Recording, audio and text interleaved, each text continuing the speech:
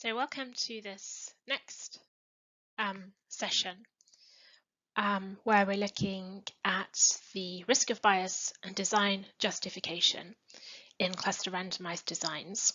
And in this particular session, we're going to focus on the justification for using a cluster randomized design.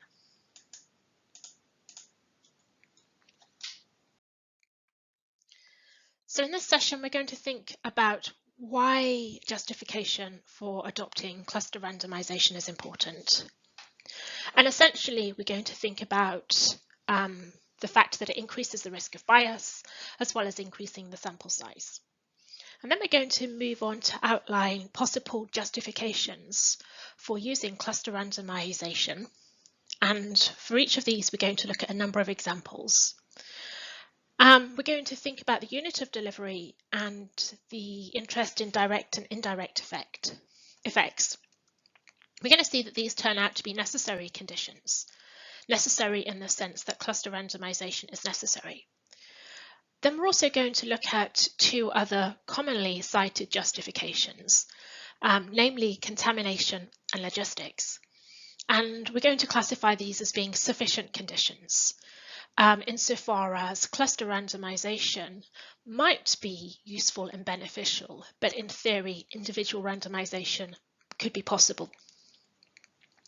And then we're going to relate these justifications back to risk of bias, and then think through a set of recommendations for when cluster randomization is a good design choice. So first of all, why is careful justification needed?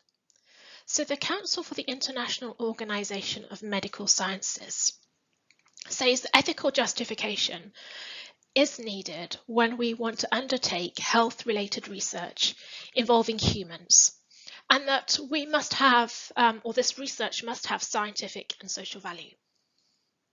So scientific value refers to the ability of a study to produce reliable and valid information.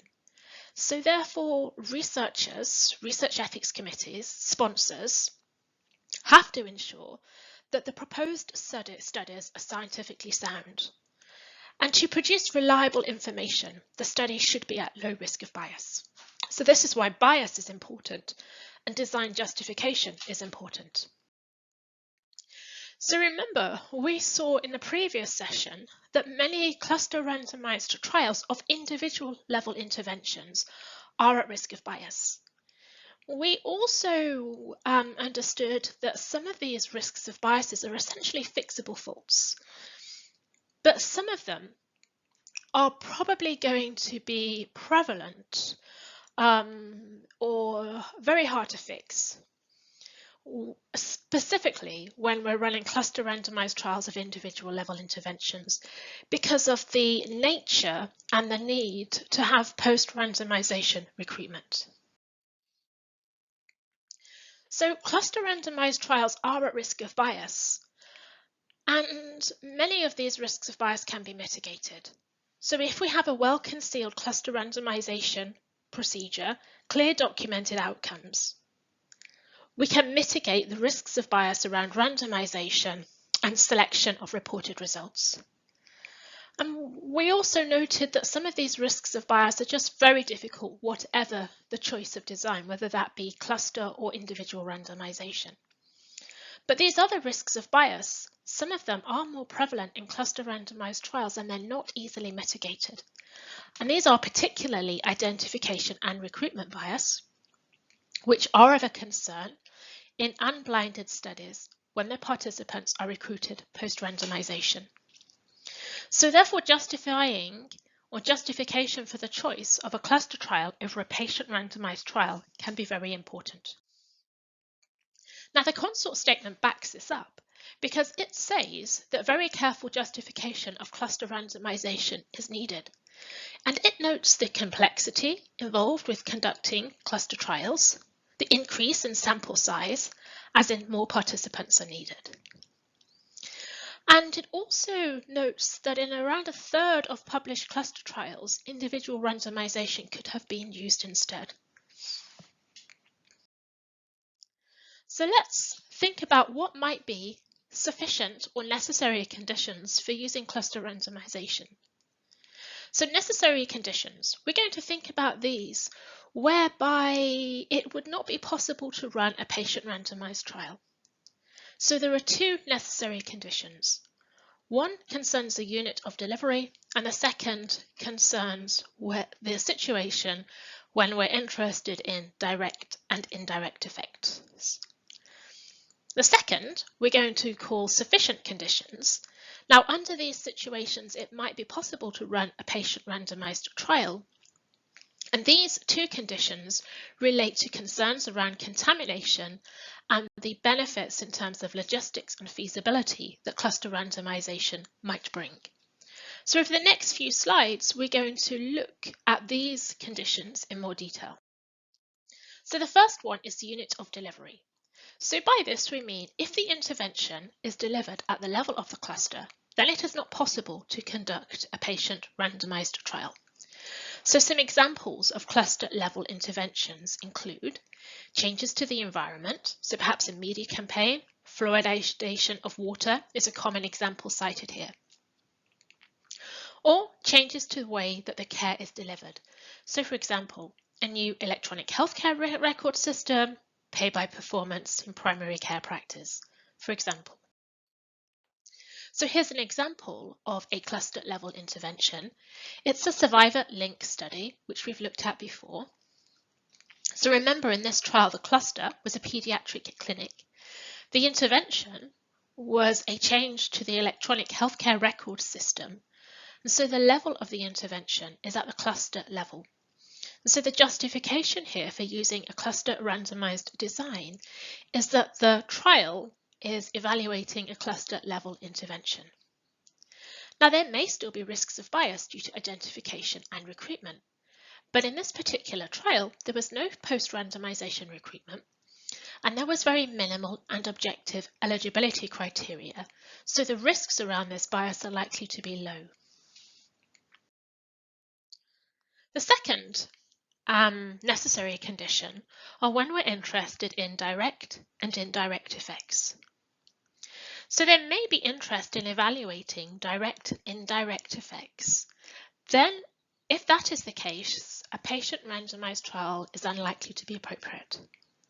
So direct effects means the impact of the intervention on the individual. Indirect effects are the impact of the intervention on others. So we might think that contamination here becomes a virtue. So a common example is vaccination studies. So the direct effect is the reduction in the risk in the individual who has been vaccinated. And the indirect effect is the reduction in the risk in the population due to reduced transmission. So here's an example of a study that was interested in direct and indirect effects. It's the HPV vaccination trial. The cluster here was a school. The intervention was an incentive to improve vaccine uptake. The level of the intervention was at the level of the individual. So this incentive was provided to individuals. So it would, in theory, be possible to conduct an individually randomized design. However, there was good justification for undertaking a cluster randomized trial because there was an interest in both the direct and the indirect effect of this intervention. So the direct effects here refer to the impact of this incentive at the level of the individual, but the indirect effects are the effects in peers who might uptake the vaccine, and this might promote others to also uptake it. So again, in this study, there was no post-randomization recruitment. And again, there were objective and minimal eligibility criteria, so it's likely that the risk of identification and recruitment bias in this particular trial was low. But again, worth remembering that individual randomization is not feasible if we're interested in direct and indirect effects.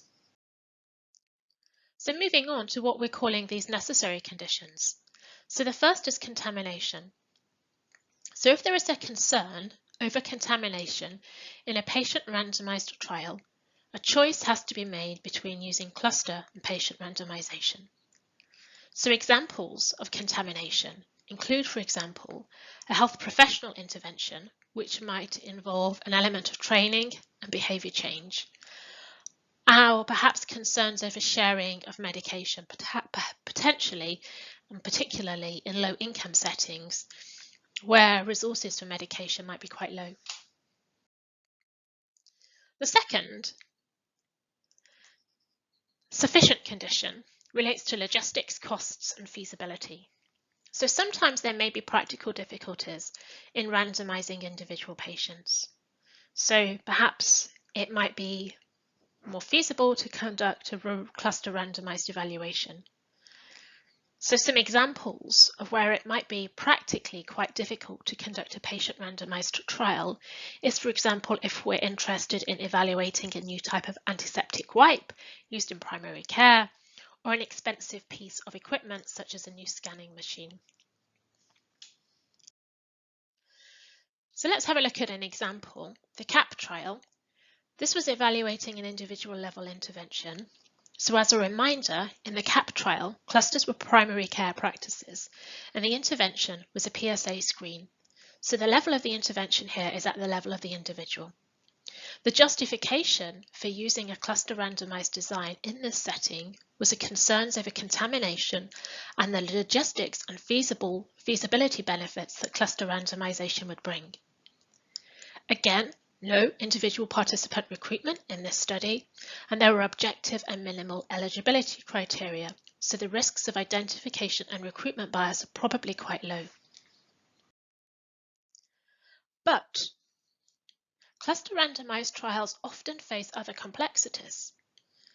So for individual level interventions, we have to carefully consider whether cluster randomization is the right choice over and above a patient randomized design. So we've learnt that they require larger sample sizes, and this is especially the case for large cluster sizes and high intra-cluster correlations, and when we've got a small number of clusters. We've also learnt that they can be vulnerable to increased risks of bias, particularly in unblinded studies with post-randomization recruitment. And we're also going to learn in future sessions that they can be more vulnerable to analysis-type biases. So the model-based estimates of standard errors rely on large sample approximations, which in many settings might not be tenable. So because of these extra complexities, there are some poor justifications for choosing a cluster randomized design. So the first is when we are choosing a cluster randomized design to avoid contamination, but when there are high risks of identification and recruitment bias.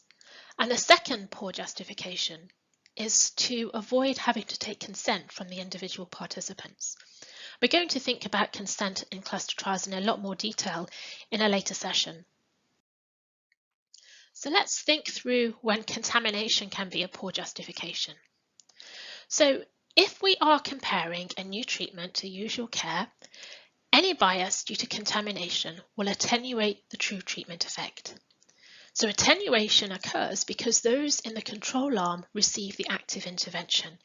And under the assumption that the active intervention works, the difference between control and intervention will then become diluted. So this means that biases due to contamination act in one direction. They will always underestimate the treatment estimate, the treatment effect. But on the other hand, biases due to identification and recruitment bias can operate in an unpredictable direction. We often don't know how identification and recruitment biases will pan out. Will those in the control arm recruit more sicker patients, or will the intervention arm consist of more sicker patients? It's often impossible to detect and identify. So this therefore means that if we have a concern over contamination, any contamination biases will operate in one direction, and we will know with certainty that our estimated treatment effect is an underestimate of the truth. But identification and recruitment biases can operate in either direction, so at the end of the day we will not be able to clearly state whether our treatment effect is over or underestimating the truth if identification and recruitment bias has arisen. So this therefore means that concerns over contamination are unlikely to be an acceptable justification for using cluster randomization in most evaluations of individual level interventions with unblinded post-randomization recruitment. So here's an example of where individual randomization might have been preferable, but a cluster randomized design was conducted. So the cluster here is a primary care practice, and the intervention is liquid-based cytology. So the level of the intervention is at the level of the individual. And the authors reported a justification for opting for cluster randomization because of contamination and logistics. Now, in this particular study, there was post-randomization recruitment, and although there was objective and minimal eligibility criteria, there was no mention of blind recruitment. So this means that this trial might be at risk of identification and recruitment bias. And the second, sometimes poorly justified reason for using cluster randomization is because it can be thought of as a means to avoid having to take consent. So sometimes cluster randomization is used as a means of increasing generalizability. So one quote in one particular trial where they considered the pros and the cons of choosing individual over cluster randomization. So although this intervention that they were evaluating could have been evaluated using an individually randomized design, it's probably, they said, not the best approach to address broad questions of policy. So by not having to consent individuals, using cluster randomization, they then went on to say that this would ensure representative sampling and enrollment of all eligible patients. Well, there's no doubt that cluster randomization without consent can lead to increases in generalizability, but care is nonetheless needed to make sure that appropriate levels of consent are used. So finally then, some recommendations.